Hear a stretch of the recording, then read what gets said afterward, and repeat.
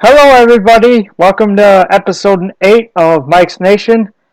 You can subscribe to my channel and follow me on Twitter as well. The link to my Twitter profile is in the description. Now, today I want to talk about basically give an overview of the 2017 Chicago Bears. Now, as a Bears fan, I've been very irritated with this team the last few seasons. And as a franchise, just looking at it from a Chicago sports perspective, they're one of the worst franchises in the city of Chicago. Now, if you look at the Bears, the one thing they've done poorly over these last several years is basically they made a lot of poor decisions. And I'll get into more of the details of that. And what I mean by poor decisions is not only, player personnel, but coaching decisions as well. So basically, the Bears have not made the playoffs since Lovie Smith was their head coach, and this playoff drought has been going on over 5 seasons, and quite frankly, it's not acceptable. The Chicago Bears are a big market team. They have had a historic franchise in the NFL for a number of years. They're one of the first teams, in the NFL. They've won several championships throughout their tenure. I mean, this isn't some, young expansion team, that's been in the league no more than a couple seasons that hasn't made the playoffs. This is one of your biggest teams in the whole history of the NFL. So let me start by, as I said before, about the mistakes they've made. Now, if you look at their most recent coaches, as I touched on before, after Lovie Smith got fired, the GM at the time, Phil Emery, decided to replace Lovie Smith. And he interviewed a couple coaching candidates. And at the time, Rob Marinelli, who was the Bears defensive coordinator, actually had a say in the interview process. He talked to all the coaching candidates. And basically, there were 3 top coaching candidates. There was Bruce Arians, who's now the Arizona Cardinals head coach.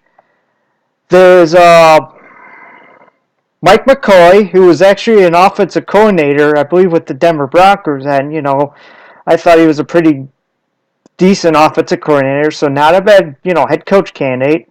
I believe he's no longer the coach of the Chargers. He was the last couple seasons.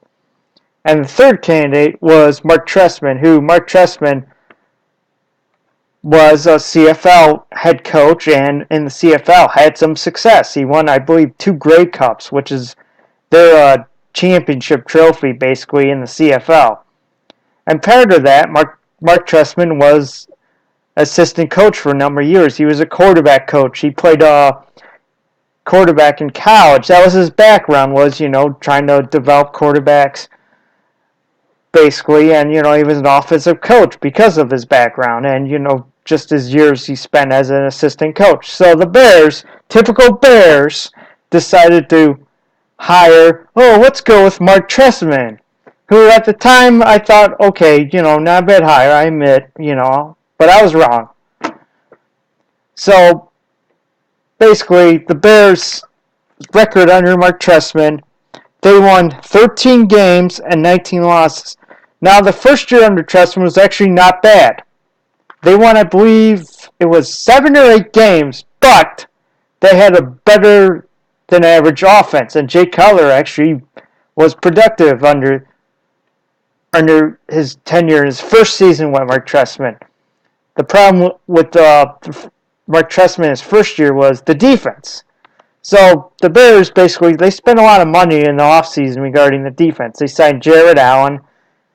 He was one of the players that they acquired, and I thought at the time it was a good signing because Jared Allen, I think, was coming off a season where he had double-digit sacks. But age caught up to Jared Allen, and unfortunately he never lived up to being a potential, Pro Bowl defensive end. They also signed, I'm trying to remember, they signed Willie Young too. Willie Young was actually a good signing because he's still on the team, and I believe he just recently re-signed a new deal, and Really Young's been a productive player. And Really Young was a former 7th-round pick with the Detroit Lions, so not bad for a guy who was drafted at the end of the NFL draft. And there was another guy they signed. I'm trying to remember, but he was kind of a linebacker, I believe, in a 3-4 system. He used to play for the Raiders, but his name escapes me at present time. But anyways, so second year Mark Trestman, the Bears are just god awful. They only won 4 or 5 games, and it seemed like Coach Trestman lost the locker room. The players didn't respect him. I mean, I heard a story where his first year with the Bears, he rearranged the players would sit, get dressed. He even rearranged the whole locker room, which shouldn't that be up to each individual player? So he definitely messed up the team chemistry part, in my view, by doing that. Also, too, former Bear, who was a long time snapper with the Bears, Patrick Manley, who's a heck of a long snapper, by the way, tells the story of the Bears just finished the practice, and Coach Trestman said, "Oh, good job. This was a good practice today." And Manley and some other players were looking at the coach as in, "What the hell are you talking about? We had a terrible practice." So Mark Trestman wasn't always honest with his players. I will say one thing, though, about Mark Trestman is his press conferences weren't boring. He had a lot of just funny sound clips, like you may have heard on like local sports talk radio if you live in the Chicagoland area, such as he would say something like "Grill the Man" or "I love ball." A toolbox of concepts. Phil Emery even contributed to these funny sound clips. He said, "We gotta get our ducks in a row." So just little funny things like that. Plus, he looked like he was an odd-looking dude too, Mark Trestman as well. He even said, "Oh, I love ball." Just little funny things. From an entertainment perspective, just from a humor point of view, he was funny, but that was the only good quality he had. So, not surprisingly, the Bears, after Trestman's second season, they had their top brass basically had a press conference saying, Virginia McCaskey, who's the current owner of the Chicago Bears, and is a daughter of the great George Halas, the top brass basically said, Virginia's pissed off, this isn't acceptable in her view, that whole spiel they gave off, just being pissed off.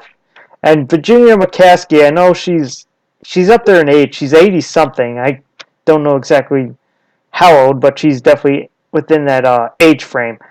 So anyways, they have this press conference. They clean house, basically. What I mean by clean house is they get rid of Trestman, as I said before. Then they get rid of Phil Emery, and Phil Emery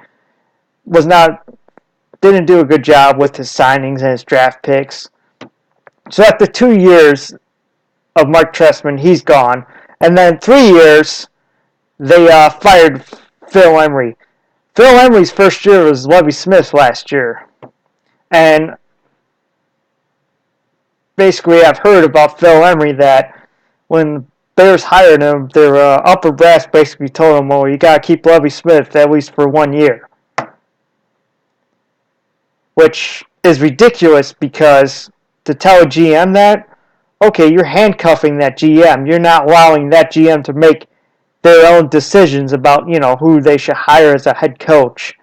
You're taking the power out of the GM's hands and putting it, in basically upper management's hands by doing that. So that was ridiculous. So they replace Mark Trestman with John Fox, and then they replace Phil Emery with, I'm trying to remember his name. I'm sorry, I should know this. Let me take a. I should know that. I should know his name. It's just escaping me. Brain freeze right now. I can look it up on my phone. Oh yeah, Ryan Pace. I just remember that. And Ryan Pace is kind of a younger guy. Previously, before the Bears hired him, he worked in the New Orleans Saints front office. I know he wasn't the GM, but he had a position within the front office of the Saints organization. So, anyways, they hired John Fox and Ryan Pace, and John Fox is kind of the whole 180 from Mark Trestman in terms of his personality. You know, he's always serious. You know, he doesn't say much to the media. He's like, some people have described him, he's like someone that works for the FBI or CIA. You know, he doesn't say much. You know, he doesn't really answer questions fully, but a lot of head coaches in football are like that these days. You know, he's got a couple funny quotes where he says, "Whoa, you know, it's all a problem." You know, he said that before the first year ended of his tenure as head coach. Or he said, I believe his press conference, he said, "Well, you know, football is a lot like Jello." I don't know what the heck that means, but whatever. It's pretty funny, though. So they hired John Fox, which I admit I like the hire because you look at John Fox's previous two stops as head coach, the Denver Broncos and the Carolina Panthers. Both of those teams made the playoffs multiple times under his leadership and tenure as a head coach. And plus, John Fox, you know, one of his good attributes, you could say, is that players that have played under him tend to respect him. Whereas Mark Trestman, as a head coach with the Bears, the players didn't respect him. Like I said before, when you're moving, you know, where guys sit in the locker room, I mean, come on, that's just messing up with team chemistry. So, anyways, they hired John Fox, and in 2 years, folks, John Fox has won only 9 games, I should say, and 23 losses. So in other words, he's won less games and lost more than Mark Trestman did in his 2 years, and yet he's still the head coach. I mean, explain that to me. I mean, if you're going to fire Mark Trestman after 2 years, then why is John Fox still the head coach when he's got, you know, a terrible record? And the Bears only won, I believe it was 3 games this year, folks. 3 games last season, I should say. And they were last in the NFL in takeaways. I mean, are you freaking kidding me? This is just ridiculous. I mean, you know, they made coaching mistakes, last 2 hires. And let's go back to Trestman for a second, because I think this is an important point. Now, as I said before, Buck Trestman was one of 3 candidates. And Rob Marinelli got a chance to talk to all 3 candidates before the Bears decided to hire Mark Trestman. And Rob Marinelli, basically, I've heard, liked the most Bruce Arians, then Mike McCoy, and the coach he liked the least amount was Mark Trestman. And we could have had Bruce Arians, ladies and gentlemen. I know the Cardinals disappointed this year, but the previous, I believe, 2 seasons, because this was his 3rd year with the Cardinals, excuse me, 4th year, they were a Super Bowl contender team. Even his 1st year, they were competitive. I believe they won at least 9 games, but missed the playoffs. So, if you're a Cardinals fan, even going that 2nd season, you felt good about your team because, hey, you know, we're on the upswing. You know, we got a coach that's developing players that the team plays hard for, that the players respect. You know, we're going places in terms of, you know, being one of the better teams in the NFL.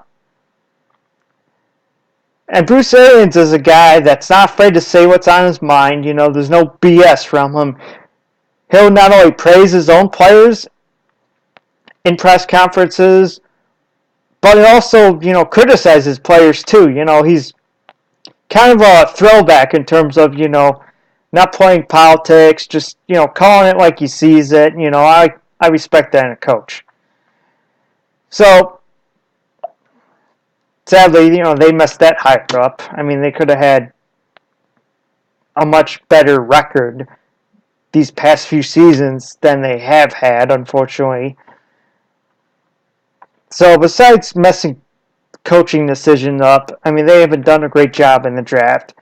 I mean, let me start by saying the biggest mistake the Bears have made the last several years is just their draft picks. I mean, they've had a few hits here and there, but for the most part, they don't do great in the draft. They overreach for guys. They just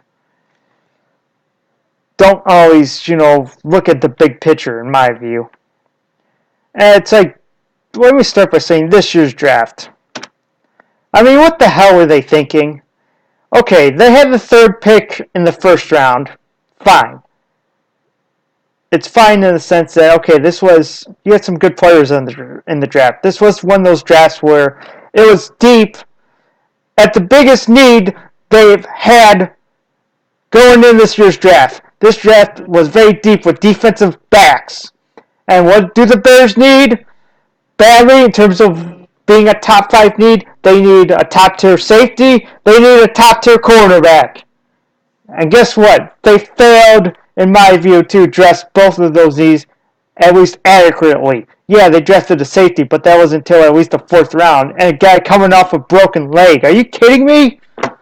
So anyways, they originally had the third pick in this year's draft. And for whatever reason, Ryan Pace decides, let's draft a quarterback. Yeah, granted, they need a quarterback. Fine. But they signed Mike Glennon, who's supposedly the top tier, quarterback available at free agency. And they paid him, it wasn't a great amount, but they gave him millions as a signing bonus. So my point was, okay, at least you tried addressing the quarterback position. Mike Glennon is 20-something. He's got like a handful of starts. He's with Tampa. Tampa released him because, well, I shouldn't say released him, but they didn't re-sign him because his contract was up. But they have James Winslow, and James Winslow is basically, it's James or Justice Winslow. I'm getting too confused because I'm thinking of the NBA player that plays for the Heat. So let me check. Is it James or Justin? Sorry, everybody, another brain freeze.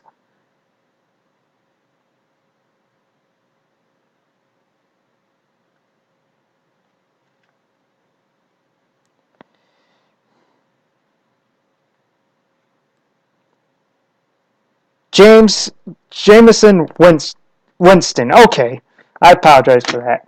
So Jameson Winston, looks like he's going to be one of the better quarterbacks in the league. So they addressed that need a couple years ago when they drafted him with their first pick in the draft a couple years ago, as I said before. So anyways, there was no need for them to pay Mike Glennon millions of dollars. So supposedly they wanted to make him the highest paid backup quarterback, but who knows if that's true or not, whatever.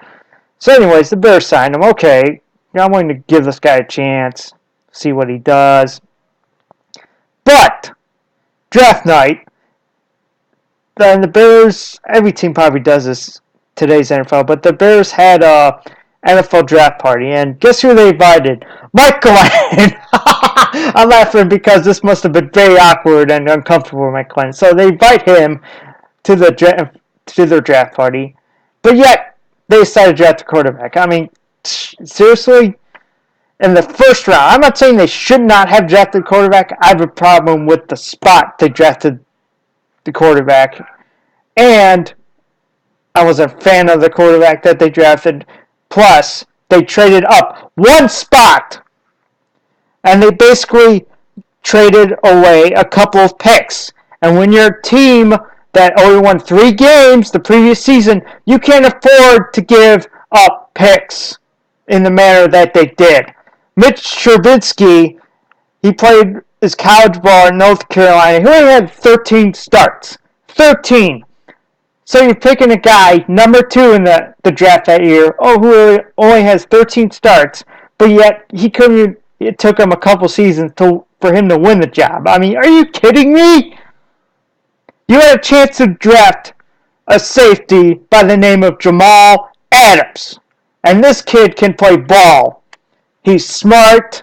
He's a great tackler. He has good speed. He's a good athlete. He can play either or safety position. This guy loves football. He's got a great work ethic. He's a high character guy. He's essentially what you want, if you're a rebuilding team. A complete player, but also someone that has the intangibles. His leadership abilities off the charts. I believe ever since he was a freshman, he's been one of their team captains. So that speaks volumes about, who he is as a person. So I wanted Jamal Adams because I just thought this kid, he's a total package in terms of what you want in a football player, especially, as I said before, if you're a struggling team. So the Bears, they traded a couple picks, like I said before, with San Francisco. They just flipped their first-round pick with the 49ers among a couple other picks, which stupid trade, but that's typical Bears, management.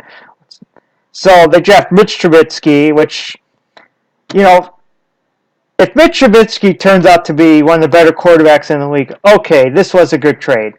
I was wrong. I will admit it. But that's only if he turns out to be one of the better quarterbacks in the league. Instead, now you're going to have a situation of, okay, if Mike Glennon's even decent and he stays healthy, Mitch Trubisky's not going to play much. So you just wasted a first-round pick on a guy, who knows how much he's going to play. And even if he does play, because of his inexperience, he's going to need, I think, a lot of time for development. Whereas you could have drafted Jamal Adams, who's a guy you could plug in there right away at safety, an impactful player, start for you, as already, has all the tangibles from a leadership perspective, and he would have made your defense much better in an instant. Because the Bears, ever since Mike Brown, they haven't had a good safety. And as anyone watches the NFL today, it's a passing league. And you got to have not only a strong front seven, but you got to have some playmakers in that secondary. Guys that know how to cover a receiver. Guys that can, get interceptions. Guys that can cause turnovers. Guys with a high football IQ. Guys that have good speed. So, this draft, the Bears just, their drafting history has been terrible. I mean, as a Bears fan, the one team that has been great at the draft, and this has been going on for several years, are the Green Bay Packers. They just constantly hit on their draft picks. I believe currently they have the highest number of players on the roster that they originally drafted. So what's that say? That says they know what the hell they're doing. And plus, it doesn't hurt either when over the last 15 years you've had two franchise quarterbacks, Aaron Rodgers and Brett Favre, I'm referring to. I mean, they're one of the best organizations in football. They just have smart people working throughout the organization, and they don't overreach for picks. They just hit on their picks. I mean, the Bears, they've made this draft mistakes for a number of years. I mean, even going back in the early 2000s, Jerry Angelo, he screwed up. I mean, he drafted Cedric Benson when at the time they had Thomas Jones, who was above average running back, so that was kind of a head scratcher right there. I will give them credit for a couple things in terms of the draft. In the 2001 draft, they drafted two cornerstones of their defense, and their defense for a while was pretty good. In Brian Urlacher and Mike Brown, two Pro Bowl caliber players, two of the better players at their respective positions. That's two franchise difference makers in your defense. That's not too shabby. And even in the early 2000s, to build up that defense, they had some good picks. They drafted Charles Tillman, Lance Briggs. They drafted Alex Brown. Alex Brown, in my view, was kind of one of the more underrated players when the Bears had some good teams because he was a guy that good against the run, high football IQ, never out of position, good tackler, can rush the passer a little bit. He was a fourth-round pick, so not bad. But it's like, you constantly overreach in the draft, you're going to get burned. I mean, Phil Emery's one of his 3 drafts, I believe his first year, he drafted Shane McClellan, and Shane McClellan was a freaking bust. I mean, Shane McClellan, yeah, he's a good athlete, big deal. But he was more of a 3-4 guy, and that at the time the Bears were playing a cover 2 defense under Lovie Smith, because that was Lovie's last year with the team. And the Bears, instead of drafting Shane McClellan, you know who was still on the board they could have drafted? A pass rusher by the name of Chandler Jones. And Chandler Jones has turned out to be one of the better defense ends in football. Now he's playing for the Arizona Cardinals. So, good job, Bears. You could have drafted, a Pro Bowl pass rusher, and now you just got a guy who's a guy you drafted that in Shane McClellan, big boom or big bust potential. I mean, that's just the stupidity of this organization. Now let me take a look at the schedule, because I covered the coaching mistakes they made. I've covered, the dumb drafting. So let me take a look at the Bears schedule, because I know it's not pretty for this year. I believe they start their first regular season game against the Cleveland Browns. And Atlanta Falcons. So let's see.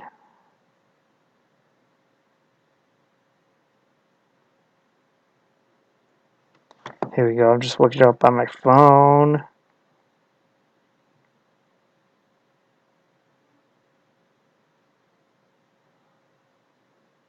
Okay, so yeah. They open up against the Atlanta Falcons. That's likely a loss. I mean, Atlanta was the NFC champions this past season. Plus, they got a pretty good quarterback in Matt Ryan. And also, to Dan Quinn, their head coach. He used to be the former defense coordinator with the Seattle Seahawks. So, good luck for the Bears for that, because I don't see them beating them. Okay. Then, week 2, they play at Tampa Bay. And Tampa Bay is kind of an interesting team, like I said before.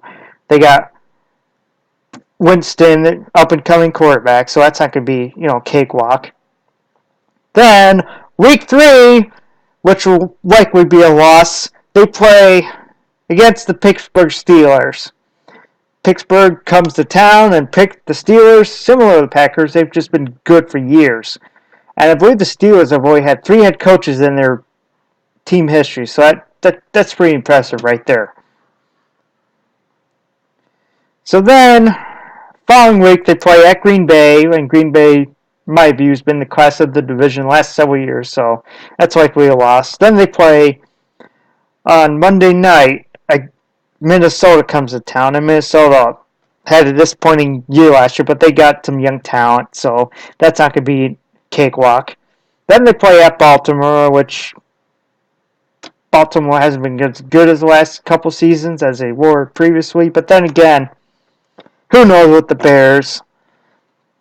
Then they play against the Panthers. Carolina comes to town, and that won't be easy, because if Carolina plays up to their potential, they can be one of the better teams in the NFL. Then, the following week, this is going to be a very tough game for them. They play at New Orleans, and New Orleans is a very explosive offensive team, so that will be a challenge. Then, they have a bye week. Then, Green Bay comes to town, which I don't see them beating the Packers, because Green Bay is a much better team overall. Then Detroit comes to town, and Detroit, under their current head coach, Jim Caldwell, they've been not a bad team. They've been competitive. I'll say this for them. So, that's not going to be easy. So then the following week, November 26th, they play at Philadelphia, and they may win that game. Who knows? I mean, Philadelphia's got Wentz, who's a young quarterback. He had some flashes his rookie season, so he may play well. We'll see. Then, December 3rd, San Francisco comes to town.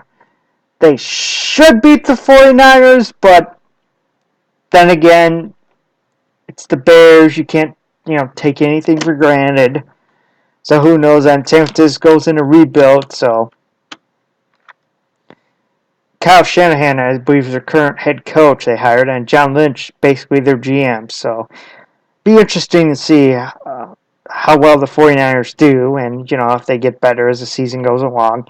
So then, December 10th, they play at Cincinnati, which the Bengals, in my view, have been one of the most disappointing teams the last several years of football because they have a lot of talent, but they never play up to their potential. It's like they have good regular season after good regular season, but when was the last time they won a playoff game? I mean, it's been forever. So who knows what the Bears may lose that game. Then December 26th, December 16th, God, I can't read. They play at Detroit Lions, which, like I said before, not going to be a cakewalk. Then December 24th, a winnable game, but who knows, like I said before, if you're a bad football team, you can't take anything for granted. They play against the Cleveland Browns. Cleveland comes to town, and we'll see because Cleveland. I like what they did in the draft, drafting Myles Garrett, pass rushing defense end. They also got I believe a tight end too, and they got Peppers that safety played at his college ball in Michigan, but he's a terrific athlete. He can play multiple positions, so Cleveland might be one of those teams that does better this year. And I think Hugh Jackson's not a bad coach either. So we'll see. Plus, when Hugh Jackson was the offensive coordinator with the Cincinnati Bengals, Andy Dalton, played at better than average level. So I think Hugh Jackson has the potential to turn Cleveland around if they're patient, because I know their ownership isn't the most stable. They've fired and hired coaches the last several seasons at a quick pace. So I hope they allow Hugh Jackson to get at least 3 seasons as a head coach, because he deserves an opportunity. They're trying to turn the ship around in Cleveland. So then, December 31st, they play at Minnesota, and like I said before, Minnesota, they were disappointing last year, but then again, they got young players, and that won't be an easy game for the Bears. So who knows? I just don't see this team doing much, unfortunately. It's just, like I said before, their biggest problem is that they've done poorly in the draft, and in the NFL, you can't afford to do poorly in the draft, because if you do poorly in the draft, that means you're spending millions upon millions and millions of dollars in free agency, and that can be a big gamble, because it might be wasted contract, because the guys you sign might be over the hill or might not stay healthy. Whereas if you hit well in the draft, rookie deals they're a lot cheaper in terms of the financial commitments. So just if John Fox fails to make the playoffs this year, I don't see how they keep him around. And Ryan Pace, he deserves some criticism as well, because, like I said before, they sure drafted Jamal Adams. They failed to do that. And even Ryan Pace, he's drafted Kevin White, and Kevin White's had trouble staying healthy. He hasn't even played a full 16 games yet, despite being in the league for a couple years now. So it's an ugly situation for the Bears, but who knows? Maybe they're surprised me and other Bears fans by actually being a competitive team, which would be the best scenario, because I don't see them going deeper in the playoffs, and I struggle for them to see how they would even make the playoffs. And what I mean by competitive team is they would win at least 7 games, but they would pretty much be in every game.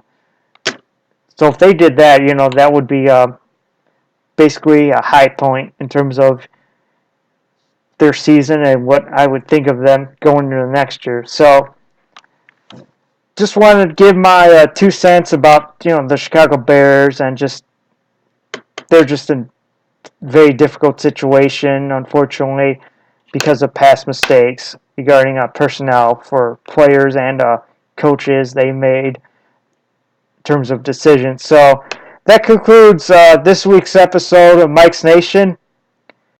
Good day, everybody.